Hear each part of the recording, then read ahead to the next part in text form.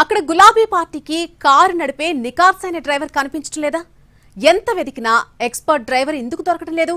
అంత సీన్ ఉన్న వాళ్ళు నియోజకవర్గంలో లేరా? లేక పార్టీ పెద్దల ఆశలు మరీ ఎక్కువగా ఉన్నాయా?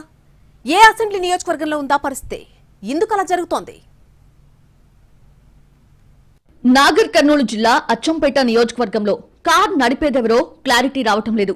మాజీ ఎమ్మెల్యే గువ్వల బాలరాజు బీఆర్ఎస్ కి రాజీనామా చేసి బీజేపీలో చేరడంతో ఆ బాధ్యతలు ఎవరికివ్వాలో అర్థం కాక తర్జన భర్జన పడుతున్నారట పార్టీ పెద్దలు. పక్క నియోజకవర్గం నాయకుడికి సమన్వయ బాధ్యతలు అప్పగించి క్యాడర్ చెల్లా చెదరవకుండా జాగ్రత్త పడుతున్నప్పటికీ స్థానికంగా అందర్నీ కలుపుకొని పోయే నాయకుడి ఎంపిక మాత్రం ఇంకా పెండింగ్ లోనే ఉంది. అటు గువ్వల బాలరాజు బీజేపీలో చేరినప్పటికీ ఆయన వెంట గులాబీ శ్రేణులు పెద్దగా వెళ్లలేదు. ఆ విషయంలో పార్టీ పెద్దలు సక్సెస్ అయ్యారన్నది లోకల్ టాక్. ఇక ఇదే సమయంలో తాత్కాలికంగా నాగర్ కర్నూల్ మాజీ ఎమ్మెల్యే మర్రి జనార్దన్ రెడ్డిని ఇన్ఛార్జిగా నియమించినా పూర్తి స్థాయి నాయకత్వ బాధ్యతల విషయంలో మాత్రం క్లారిటీ లేదు. ఎస్సీ రిజర్వ్డ్ నియోజకవర్గమైన అచ్చంపేటలో గువ్వల రాజీనామా తర్వాత కార్యకర్తల్లో భరోసా నింపేందుకు బీఆర్ఎస్ వర్కింగ్ ప్రెసిడెంట్ కేటీఆర్ అక్టోబర్లో భారీ బహిరంగ సభ నిర్వహించారు. అచ్చంపేట ఇన్ఛార్జిని ఆ మీటింగ్ లోనే ప్రకటించి క్యాడర్ కు దిశానిర్దేశం చేస్తారని భావించినా కాంగ్రెస్ ప్రభుత్వ వైఫల్యాలు ఎండగట్టడానికే పరిమితమయ్యారు కేటీఆర్. ఇన్ఛార్జ్ విషయంలో మాత్రం స్పష్టత ఇవ్వలేదు. దీంతో ఇంకెన్నాళ్ళిలా తాత్కాలిక ఇన్ఛార్జితో నెట్టుకు రావటం అంటూ ఆతృతగా ఎదురుచూస్తున్నాయి పార్టీ శ్రేణులు. అయితే నియోజకవర్గంలో ఆ స్థాయి నాయకుడు మరొకరు తయారవ్వకుండా ఇన్నాళ్లు గువ్వల బాలరాజు ద్వితీయ శ్రేణి నాయకత్వాన్ని తొక్కేశాడని, అందుకే ఈ సమస్య అన్నది పార్టీల వర్గాల మాట.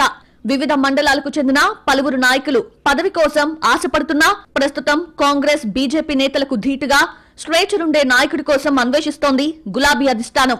ఇక మాజీ ఐపీఎస్ అధికారి BRS general secretary RS Praveen Kumar కి అచ్చంపేట గులాబీ పార్టీ బాధ్యతలు ఇవ్వవచ్చన్న ప్రచారం ఉంది.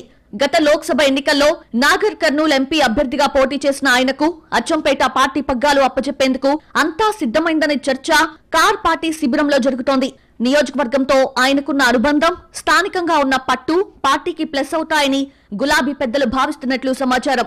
ఇటు అధికార కాంగ్రెస్ నుంచి డాక్టర్ వంశీకృష్ణ వంటి నేతలు బలంగా కనిపిస్తున్న క్రమంలో అదే స్థాయి నేత కోసం గులాబీ పార్టీ చూస్తోంది. అందుకే తాత్కాలిక ఇన్ఛార్జితోనే సమావేశాలు నిర్వహిస్తున్నారు. అయితే స్థానిక సంస్థల ఎన్నికలకు సన్నద్దమవుతున్న తరుణంలో పూర్తి స్థాయి నియామకం ఆలస్యం అవటం పార్టీకి ఇబ్బంది కావచ్చని అంటున్నారు.